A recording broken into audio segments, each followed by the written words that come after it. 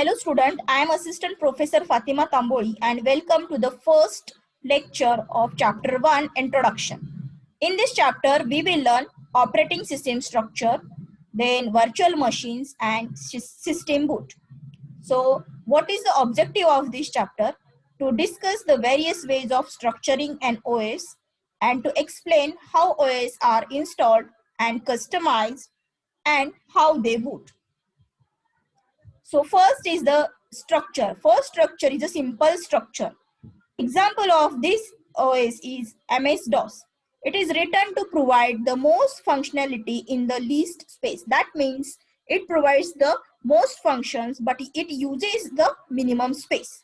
Then it is not divided into the modules. Then it has some structure. Its interfaces and levels of functionality are not well separated. That means there is a no module and it is very simple structure. Now this is the diagram of layer structure of MS-DOS. So here there is an application program. They communicate with the resident system program. This is the MS-DOS system program. Then after that there is a MS-DOS device driver. They are used to communicate with the device. Next is the layered approach.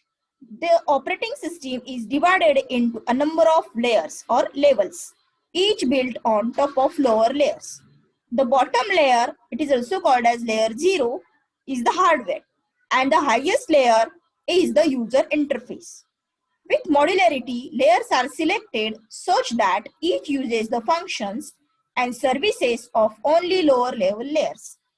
This is the diagram of layered operating system. So at layer 0, hardware is there. Then there is a layer 1 up to layer n. Now layer n is nothing but the user interface. Now lower layer, that is hardware layer, provides the service to the layer 1 and so on. Example of this operating system is Unix. Unix, it uses the limited hardware functionality, and the original Unix operating system had limited structuring. The Unix OS consists of two main parts, system programs and the kernel. System program contains the compiler, interpreter, etc. And the kernel is the heart of the OS. It consists of everything below the system called interface and above the physical hardware. It provides the file system, CPU scheduling, memory management, and other operating system functions. A large number of functions for one level. This is the diagram of Unix system structure. So here is the user, then next is the shells and commands and compilers and interpreters, that means system program. Next is the kernel. So here system call interface to the kernel. So in a kernel, there is a signal terminal handling, then character input output system, then terminal drivers, then there is a file system, swapping block IO systems, disk and tape drivers. Then it performs the CPU scheduling, page replacement, demand paging, and virtual memory. After that, there is a kernel interface to the hardware.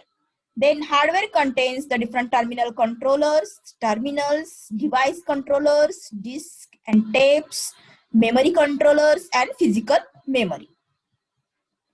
Next structure is a microkernel system structure. It moves as much from the kernel into user space. Communication takes place between user modules using message passing. So there is a difference, that is user space and kernel space. Benefits: it is easier to extend a microkernel, easier to port the operating system to the new architectures, and it is more reliable.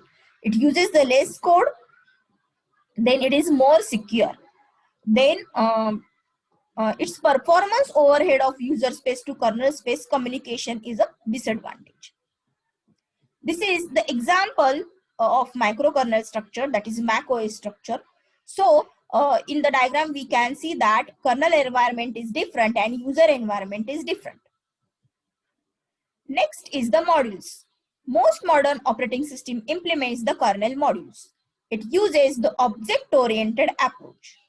Each core component is a separate. Each talks to the other over known interfaces. Each is loadable as needed within the kernel. overall similar to layers but with more flexible. That means here operating system is divided into the different modules. Example of this is the Solaris module. So here core Solaris kernel is a one module, then scheduling classes is the another module, then file system is the another module, then loadable system call is another module, executable format is module, then stream module, then device and drivers and other components will be comes under this module. So here it is divided into the different modules. Thank you.